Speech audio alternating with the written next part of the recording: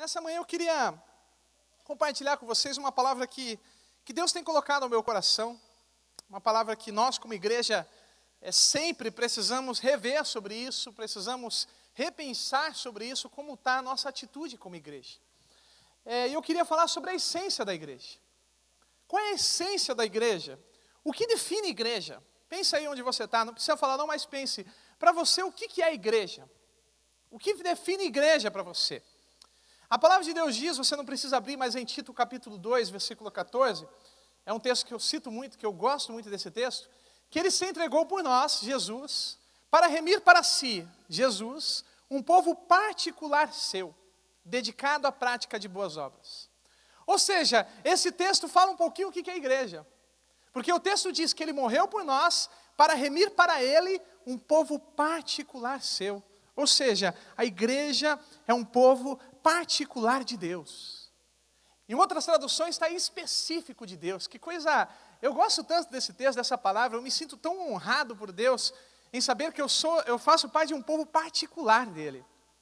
Mas quando a gente fala povo, nós não estamos nos referindo a uma nação, ao brasileiro, ao americano, ao europeu, ao asiático, não. Não estamos se referindo a uma geração. Esta geração, a geração do ano 2000, sei lá como for, do século 20, do século 21. Ou então nós também não estamos falando sobre cultura, não. A igreja é um povo particular de Deus, específico de Deus, de todas as tribos, de todos os povos do face da terra, de todas as línguas da face da terra, de todas as nações. Então isso é ser igreja. Igreja é um povo particular de Deus. Nós, cada um de nós somos particular de Deus. Você pertence a Deus, meu irmão. E Deus, ele é rigoroso quanto a isso. Mas não somente nós somos o povo de Deus. Não só nós somos igreja, não. Todas as tribos, línguas e nações. Nossos irmãos que estão bem longe daqui, em algum lugar no interior da África, ou então no interior da China, ou no norte da Ásia, seja onde for, em algum lugar, algum canto no mundo, países que nós nem conhecemos, nações que não conhecemos, línguas que nunca ouvimos falar, também fazem parte do mesmo povo. Também são igrejas como nós. Então isso é ser igreja, é um povo de todas as línguas, tribos e nações. Deus, ele não ama mais o brasileiro do que o europeu. Também não ama mais o europeu do que o asiático. Não ama mais o africano do que o americano. Não, Deus ama. Deus não ama mais o rico do que o pobre, assim como também não ama mais o pobre do que o rico. Todos eles que conhecem Jesus e creem em Jesus fazem parte de um povo que Deus ama de forma sobrenatural, de forma graciosa, que é a igreja. Essa é a igreja. O sangue de Cristo, porque a igreja foi formada a partir do sangue de Cristo, ele quebra todas as nossas diferenças racionais, todas as nossas diferenças culturais, todas as nossas diferenças sociais, todas as nossas diferenças regionais. E une povos de línguas diferentes, de gerações diferentes, de 1000 e 1000 anos diferentes, de línguas diferentes, de culturas diferentes, em um mesmo povo, chamado igreja. O sangue de Cristo une as pessoas mais diferentes da face da terra em um mesmo povo, que somos nós, a igreja. Por exemplo, cada um de nós temos diferenças aqui. Por mais que hoje nós moramos, embora alguns que estejam nos visitando talvez moram longe, mas nós moramos numa mesma região, nós pensamos diferentes. Nós gostamos de coisas diferentes. Às vezes você está, principalmente numa sala de aula, que é um lugar menor, alguns querem ligar o ar-condicionado, os outros não querem. Então você fica uma briga, né? Liga ou não liga? Você liga, uns reclamam. Você desliga, os outros reclamam. O que você faz? Por exemplo, quantos aqui preferem o calor do que o frio? Levanta a mão. Amém. Quantos preferem o frio? Olha só, está quase igual, 50%, 50%. Eu contei aqui rapidinho e percebi que bateu certinho, estou brincando. Quantos são mais caseiros, gostam de ficar em casa, vendo um filme com a esposa, com a família? Quantos gostam do cinema, do shopping? Olha só. As mulheres levantaram a mão em peso agora, né? Engraçado. Teve alguns homens também, tem uns homens aí que gostam de um shopping também. Mas somos diferentes. gostamos de coisas diferentes. Não adianta a gente chegar aqui, gente, agora a gente vai gostar da mesma coisa, vamos fazer a mesma coisa, vamos pensar igual em todas as coisas. Não. Nós pensamos diferentes em algumas coisas. Temos culturas diferentes. Alguns gostam de comida assada, outros gostam de comida cozida. Alguns gostam de comida fria, outros gostam de comida quente. Alguns gostam mais de salgado, outros gostam mais de doce, ou então outros gostam de agridoce, né? Outros gostam de misturar o salgado e o doce. Somos diferentes, mas embora somos diferentes, nós pertencemos ao mesmo povo. Nós somos de um mesmo Deus, chamado igreja. Nós estamos unidos pelo mesmo sangue, o sangue de Cristo. E nessa noite é sobre isso, nessa manhã. Tá? Se eu falar noite de novo, você pode gritar, e manhã. Nessa manhã, nós estamos aqui para falar sobre isso. Sobre a essência da igreja. Porque muitas vezes durante o percurso da vida, a caminhada cristã, nós esquecemos o que é igreja. Nós perdemos o foco do que é igreja. Nós não agimos mais como igreja muitas vezes, gente. Nós agimos o contrário aqui do que Paulo está ensinando. E nós queremos retomar essa essência aqui nesta manhã. 1 Coríntios capítulo 12, o texto que nós lemos, no versículo 12 somente, primeiro, eu vou repetir, diz assim, porque assim como o corpo é um e tem muitos membros, e todos os membros do corpo, embora muitos, formam um só corpo, assim também é Cristo. Então eu quero deixar para vocês nessa manhã 3 verdades importantes sobre ser igreja que Paulo nos ensina aqui no capítulo 12 de Coríntios. Primeira é a estrutura do corpo. Porque Paulo aqui ele está dizendo que assim como o corpo possui membros, assim é a igreja, assim é Cristo. Ou seja, o corpo de Cristo. A igreja é um corpo, onde o cabeça é Cristo e possui membros diferentes. Então ele compara a igreja de Cristo como um corpo, assim como você é um corpo, na verdade. Você é um corpo, você possui membros diferentes, pensamentos. Assim é o corpo de Cristo, Paulo está dizendo. O corpo é único, é uma pessoa. Você é uma pessoa, mas possui membros diferentes, possui funções diferentes. Esses membros que você possui em seu corpo, como existe no corpo de Cristo, eles são diferentes, eles possuem formas diferentes, eles têm funções diferentes, eles possuem características diferentes, mas mesmo com todas essas diferenças, eles são unidos em um mesmo corpo.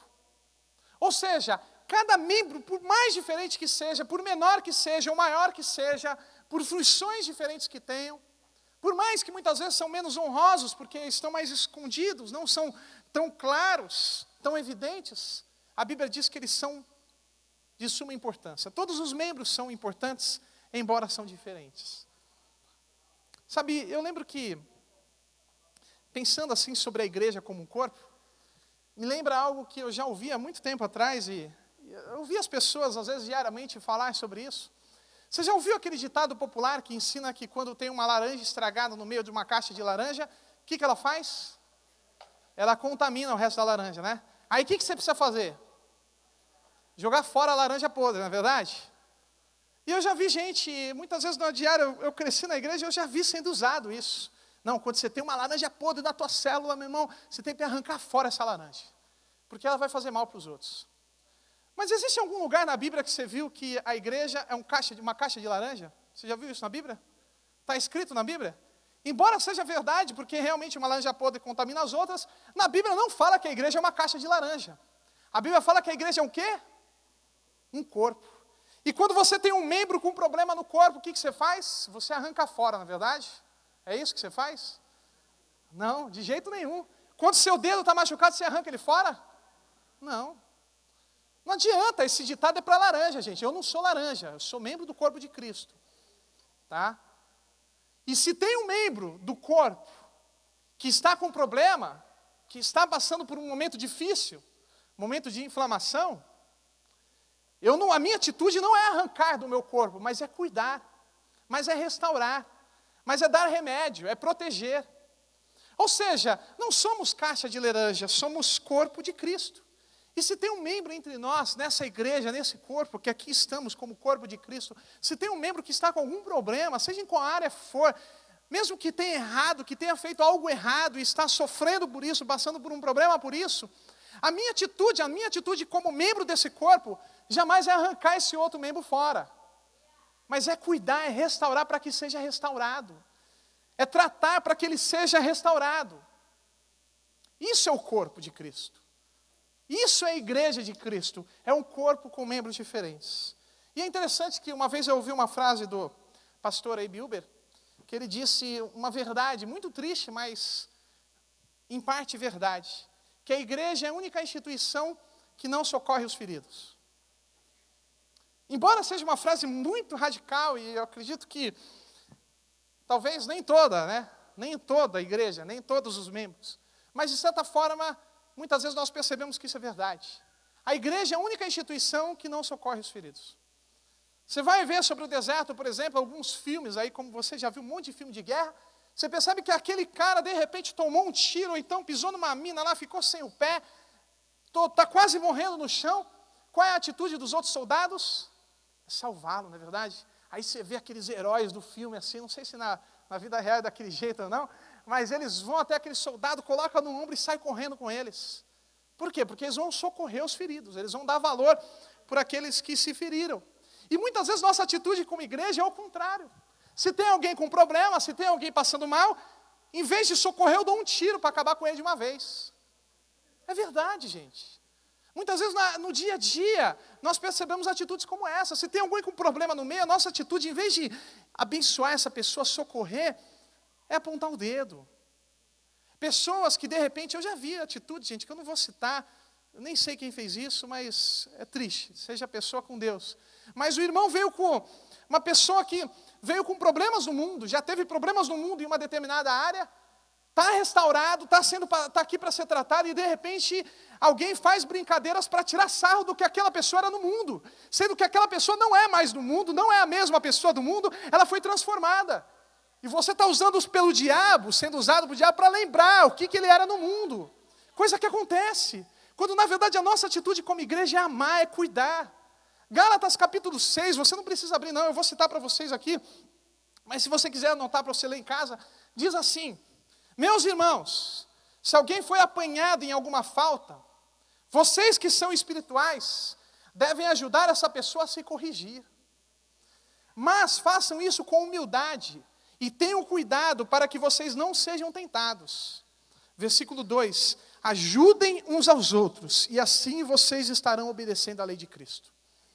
Paulo está dizendo, se algum dentre vós, se algum irmão da igreja aí de Gálatas, estiver com problema, for tentado, cair numa falta, vocês que são espirituais, vocês devem corrigir essa pessoa.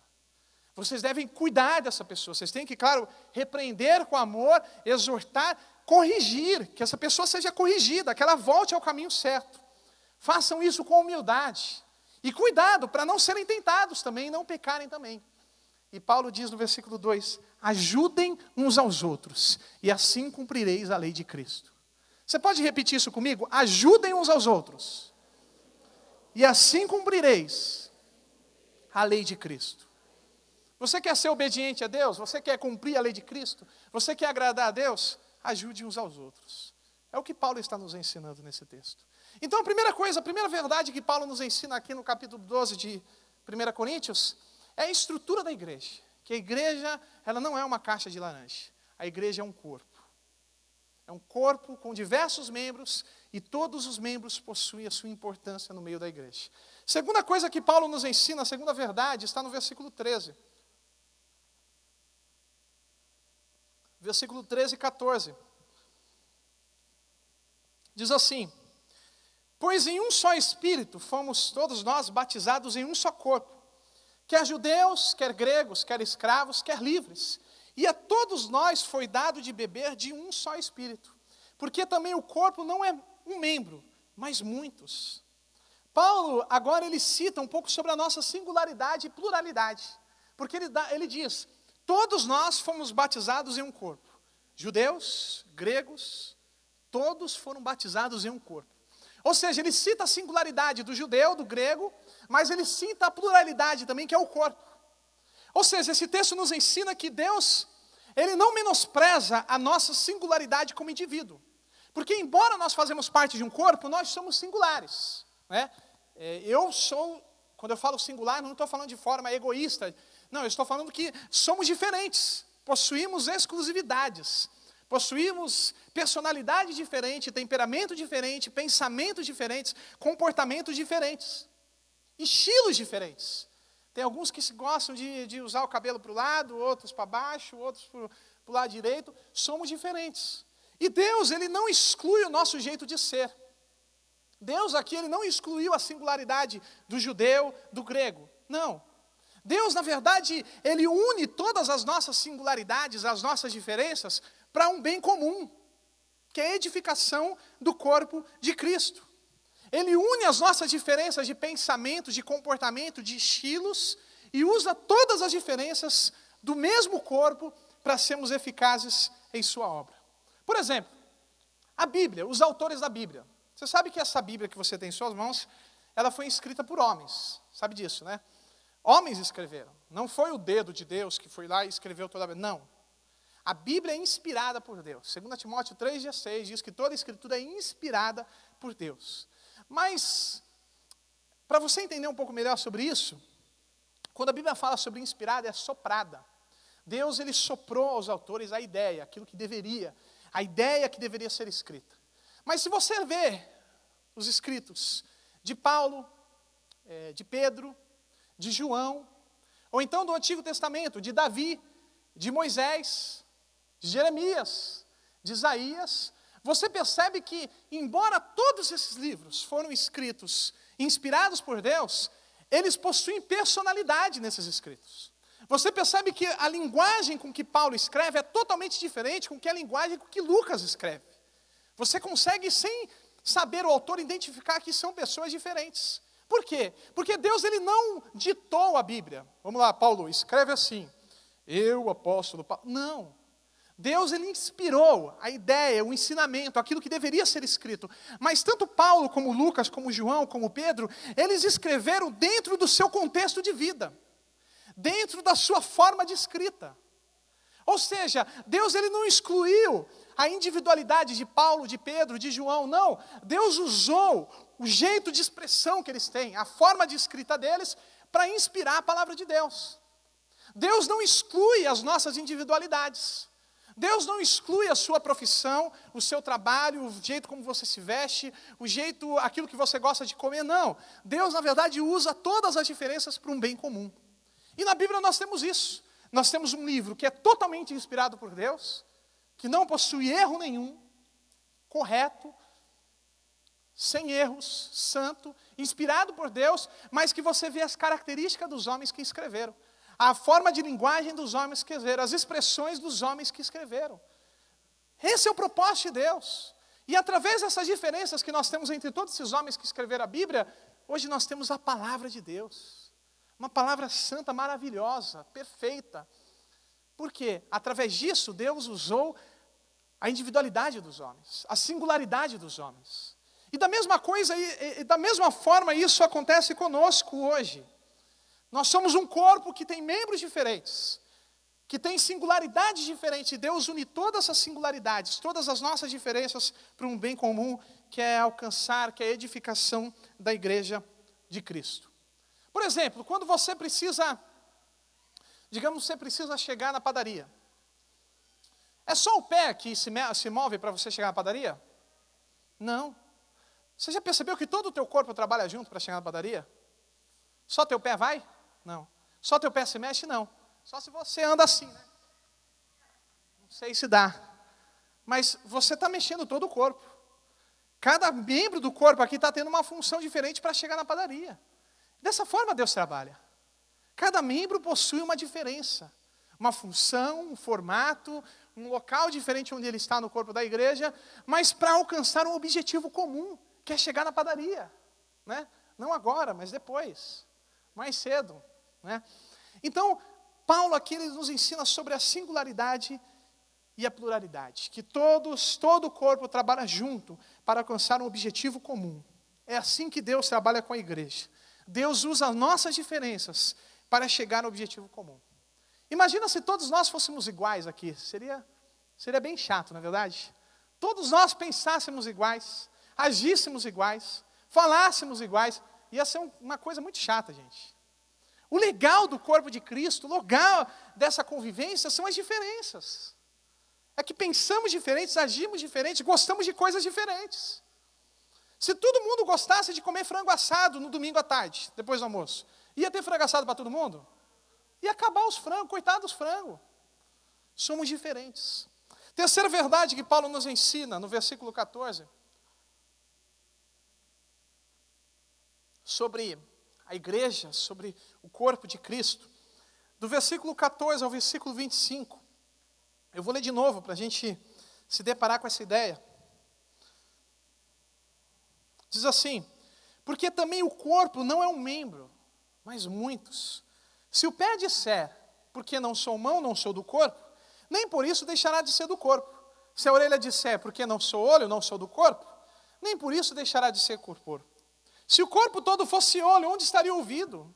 Se todo o corpo fosse ouvido, onde estaria o olfato? Mas agora Deus colocou os membros no corpo, cada um deles como quis. E se todos fossem um só membro, onde estaria o corpo? Agora, porém, há muitos membros, mas um só corpo.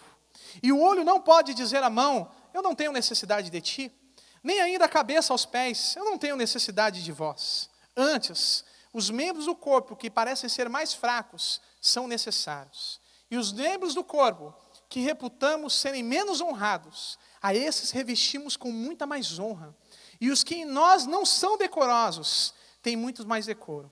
Ao passar que os decorosos não têm necessidade disso, mas Deus assim formou o corpo, dando muito mais honra ao que tinha falta dela, para que não haja divisão no corpo, mas para que os membros tenham igual cuidado uns dos outros. De maneira que se um membro sofre, todos os membros sofrem com ele. Se um membro é honrado, todos os membros se regozijam com ele. Amém? Ele termina dizendo, se um membro sofre, todos sofrem com ele. Se um membro é honrado, todos se regozijam com ele. É engraçado que muitas vezes nós vivemos ao contrário disso. Tanto aqui como no nosso trabalho onde estamos. Se um membro sofre, todos se alegram com ele. Se um membro é honrado, todos se entristecem com ele. Somos tentados a isso. Mas a palavra de Deus diz claramente, se um membro sofre, todos sofrem com ele. Se um membro é honrado, todos se alegram com ele. Paulo aqui, desde o versículo 14, a partir do versículo 14, ele fala sobre as funções do corpo. As diferentes funções que existem no corpo. Ou seja, que cada membro do corpo possui uma função específica. O nariz ele tem uma função. O olho tem uma função, as orelhas possuem uma função, mesmo aqueles membros que de repente você não sabe para que serve, isso daqui é inútil, né? Acho que Deus colocou isso de enfeite. Não, eles possuem uma função. Mesmo aquele que nós não gostamos, às vezes incomoda um pouco, eles possuem uma função. Todos os membros possuem uma função, todos os membros possuem um objetivo comum, que é a proteção e edificação do corpo. Imagina, gente, se não fosse tão bem dividido assim, e aqueles irmãos e irmãs mais fofoqueiros, faladeiros, não falassem somente pela boca, mas também falassem pelas orelhas. Você conhece alguém, gente, que... Sabe aqueles irmãos que você vai ter um diálogo? A ideia era ter um diálogo, mas não tem um monólogo, né? Você fica só... É verdade, verdade. Você não consegue falar, né? Você conhece alguém assim? A minha esposa não é assim, mas ela fala também bastante lá. Está lá falando lá atrás, lá. Todos os membros do corpo possuem uma função. Se Deus não dividisse isso tão bem assim, seria estrondoso o negócio. Imagine aqueles irmãos mais comilões. Se eles não comessem somente pela boca, mas também comessem pelos olhos. Sabe aquele irmão que está na mesa assim, ele não consegue conversar, não consegue olhar para ninguém, está aqui. Com fome, não para. Nem respira, gente. E ele não quer respirar, sabe por quê? Porque ele sabe se ele respirar, né? Eu aprendi com o meu sogro estava de regime há alguns anos atrás. Aí ele ensinou, estava no Natal lá comendo, uma gostosa comida, e ele dizia que ele tem que colocar um garfo na boca e colocar o talher na mesa. Tá? Então é assim, descansar o talher, aí coloca e coloca no prato de volta. Mas agora tem irmão que não quer fazer isso, não porque não quer comer devagar, é porque sabe que vai perder a fome. Deixa eu comer logo, porque sabe, se der um tempo, na é verdade, é isso que acontece. Se você der um tempo para relaxar, para descansar, perdi a fome. Mas não quero perder a fome, eu quero comer. Aí comece pelos olhos também, nossa, que confusão seria, gente. Aqueles irmãos mais curiosos, que está sempre aqui, ó, vendo tudo que está acontecendo, não enxergassem somente pelos olhos, mas pela nuca também. Imagina que perigo, não dá para esconder desse irmão. E no corpo de Cristo é exatamente isso que Deus fez. Deus, Ele não fez uma bagunça, Deus, Ele deu funções diferentes a cada membro, mas para um objetivo comum, a edificação do corpo. Cada um de nós possuímos dons diferentes, agimos de formas diferentes, possuem habilidades diferentes. Para quê? Para que nós possamos edificar o corpo de Cristo, possamos ganhar vidas para Jesus. Se todo mundo aqui possuísse o mesmo dom, ia ter falta de outros dons. É por isso que nesse texto que nós lemos a Bíblia diz que Deus, Ele deu funções como Ele quis. Deus colocou os membros do corpo no lugar que Ele quis. Ou seja, meu irmão, Deus, Ele te deu dons específicos. Você não precisa invejar o dom do outro irmão. Deus te deu dons. Deus te deu talentos específicos. Porque se todos nós tivéssemos o mesmo, a igreja ia ter falta de outros. É por isso que Deus completou isso de forma perfeita. A essência da igreja, gente, da edificação, do crescimento da igreja, da multiplicação, é isso. É que na igreja nós encontrarmos, esse é o desafio do trabalho pastoral, do líder de célula também. É na igreja, na célula, você encontrar pessoas que possuem variados dons diferentes. Você encontra o evangelista, você encontra o profeta, né? O profeta é aquele que sempre traz de volta a correção sobre o pecado, que exige santidade. Você encontra o pastor na sua célula, pense sobre isso. Já pensou? Você tem algum pastor lá? Aquele cara que, estou falando pastor, que foi intitulado, não, aquele função pastoral, no sentido daquele cara que ama cuidar, que vai atrás das ovelhas, que visita os novos convertidos. Você tem o profeta, aquele cara que vive falando sobre pecado, sobre santidade. Você tem o apóstolo, aquele missionário que quer ser enviado para abrir igrejas, esse é o apóstolo, que abrir novas igrejas no mundo todo. Você tem o mestre, aquele cara que ama estudar e gosta de ensinar a Bíblia. Você tem o evangelista, aquele que mesmo não consegue ficar ali dentro. Gente, vamos fazer evangelismo aí. Esse é um grande desafio, gente, da liderança, é a gente conseguir colocar as pessoas no lugar certo, nas suas funções dentro do corpo de Cristo. Porque Deus nos deu funções diferentes. Eu sozinho, você sozinho, gente, você não pode fazer nada. Você não chega em lugar nenhum. Se nós unirmos os nossos dons, unirmos os nossos talentos, os nossos estilos diferentes, com o mesmo objetivo, nós ganharemos essa cidade para Jesus. Se cada um de nós encontrarmos o nosso espaço e juntos nos unirmos, não com rivalidade, com amargura, mas com amor, com unidade, no mesmo objetivo, nós vamos ganhar essa cidade para Jesus. Com certeza. Todas as funções são importantes e necessárias para a identificação do corpo de Cristo. Nenhuma delas é menos importante que a outra.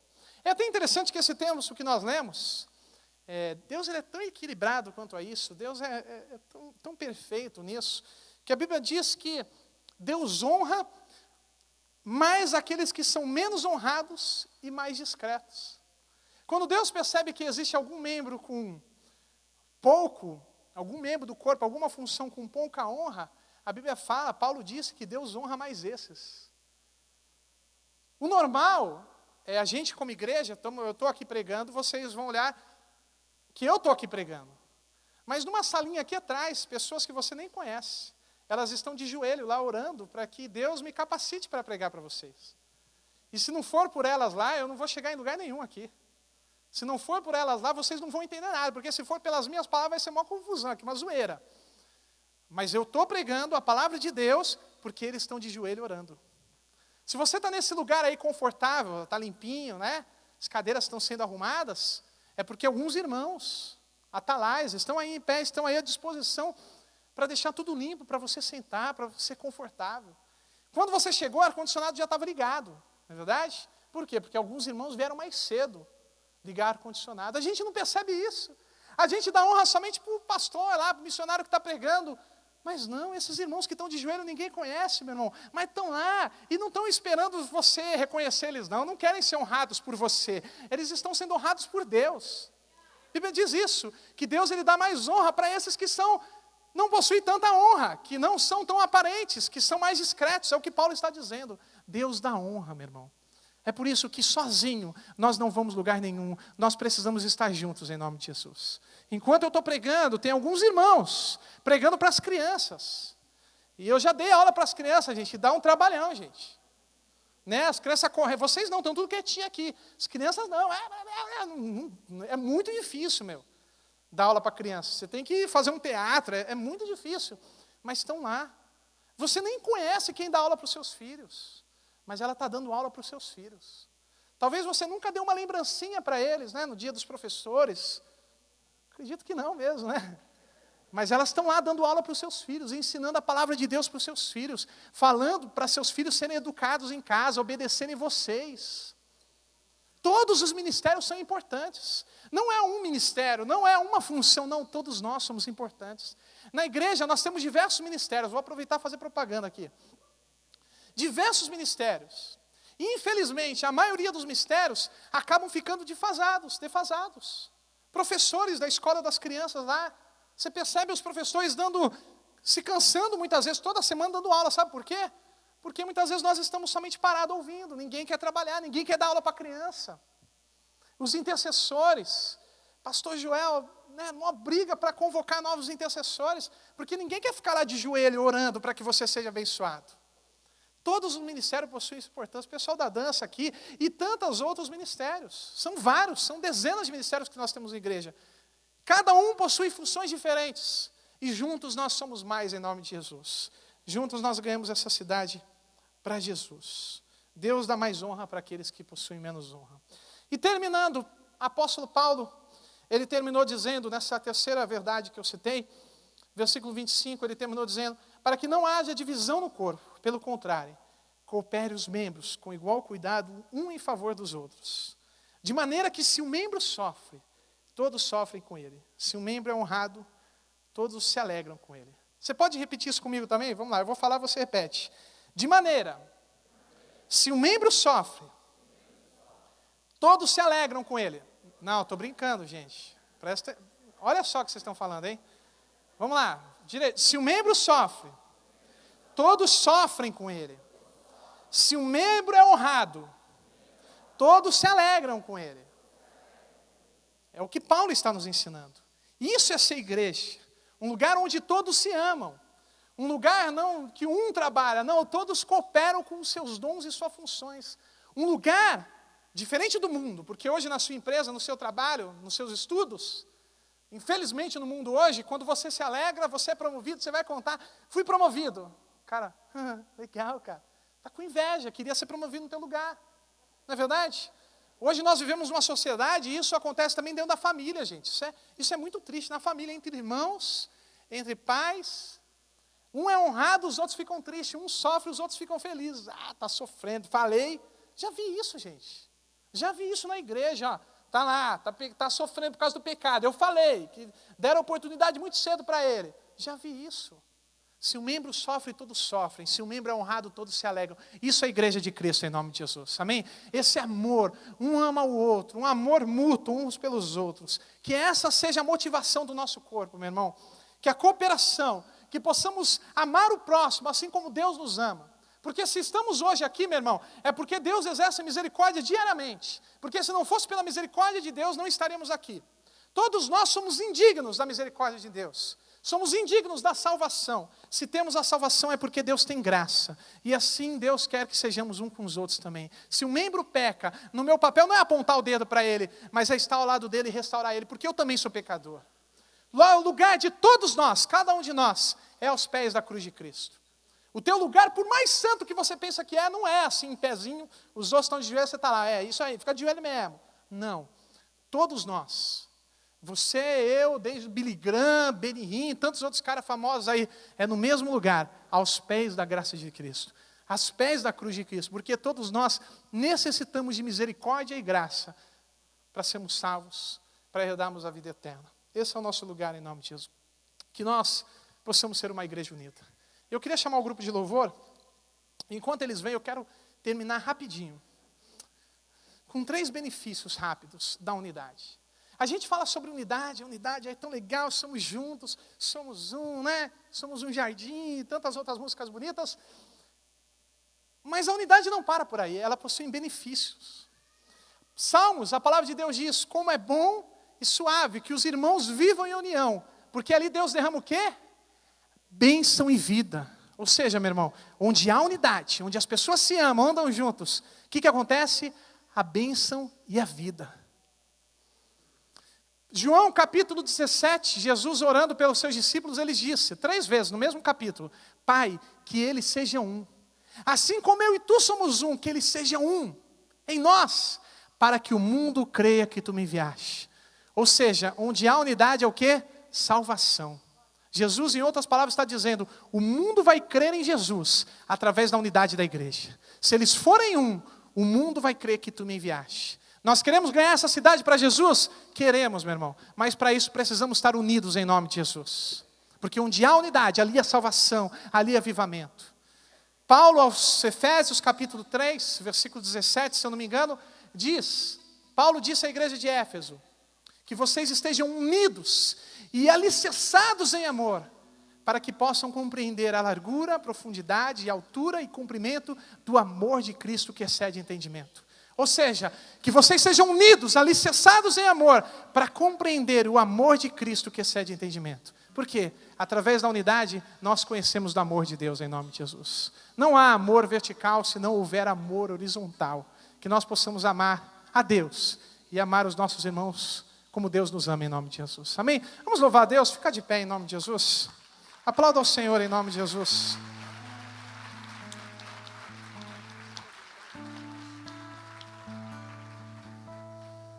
Recebi um novo coração do Pai, coração regenerado, coração transformado, coração que é inspirado por Jesus. Como fruto deste novo coração, eu declaro a paz de Cristo, te abençoo, meu irmão. Preciosa é a nossa comunhão.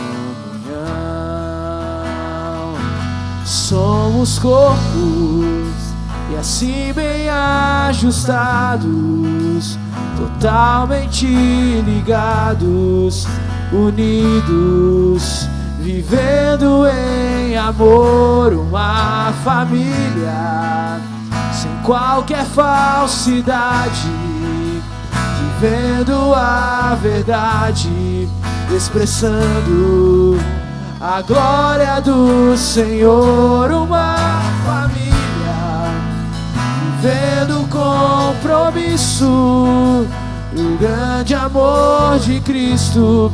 Eu preciso de ti, querido irmão, precioso és para mim, querido irmão. Glória a Deus. Você crê nisso em nome de Jesus? Você quer viver isso? Que possamos ser conhecidos como uma igreja unida em nome de Jesus. Mas vou te ensinar a cantar essa música certo, gente. Não é ficar olhando para mim, ficar olhando para a gente aqui balançando, não. É cumprimentar o irmão ao seu lado em nome de Jesus. Nós vamos louvar a Deus de novo. Saia do seu lugar. Deseja a paz do Senhor para o irmão ao seu lado. Abençoe a vida dele em nome de Jesus.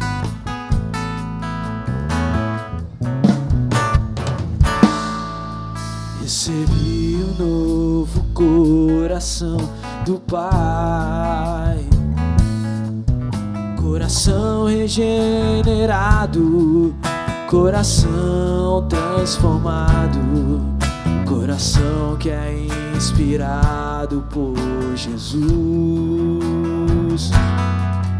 Como fruto deste novo coração, eu declaro a paz de Cristo, te abençoo, meu irmão. Preciosa é a nossa comunhão. Somos corpo, assim bem ajustados, totalmente ligados, unidos, vivendo em amor, uma família, sem qualquer falsidade, vivendo a verdade, expressando a glória do Senhor, uma família, vivendo compromisso, o grande amor de Cristo. Eu preciso de ti, querido irmão, precioso és para mim, querido irmão.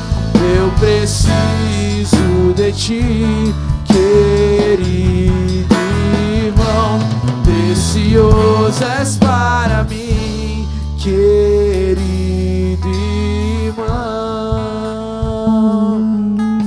Glória a Deus, Pai. Deus, nós te louvamos, Senhor, por esse momento. Te louvamos, Pai, pelo privilégio que temos, Pai, de fazermos parte do Teu corpo, Senhor. Te louvamos, Pai, porque nesse lugar não há indiferença, Senhor, mas que todos nós possamos ser unidos por um mesmo Espírito, Pai. Se há alguma diferença, se há alguma contenda, se existe alguém nesse lugar que precisamos pedir perdão, Senhor Deus, que o Senhor nos incomode nessa manhã, Pai, para que realmente nesse lugar nós possamos viver a verdadeira unidade, possamos ser verdadeiramente igreja de Cristo, Pai, que nós possamos amar uns aos outros, exercer misericórdia como o Senhor exerce por nós, exercer graça como o Senhor exerce por nós, Pai. Que nós possamos ser uma igreja unidas nesse lugar, ajudar uns aos outros, que quando um for honrado, nós possamos nos alegrar com eles, seja motivo de vitória. Que quando alguém entre nós estiver passando por algum problema, Senhor, que nós possamos sofrer e passar esse problema juntos, ó Pai. E nós declaramos, Pai, que sobre esse lugar onde há unidade, o Senhor vai derramar muita bênção, muita vida sobre esse lugar nessa manhã. Nós cremos, Pai, que através dessa unidade dessa igreja, essa cidade vai se converter a Ti em nome de Jesus. Esses que estão perdidos, eles vão olhar para esse corpo, para essa igreja, e vão querer fazer parte disso também. Nós Te louvamos, porque pelo Teu sangue o Senhor nos uniu, pelo Teu sangue nós fomos unidos em Ti, Senhor. Nós Te agradecemos em nome de Jesus. Amém e amém. Você pode aplaudir ao Senhor em nome de Jesus? Glória a Deus.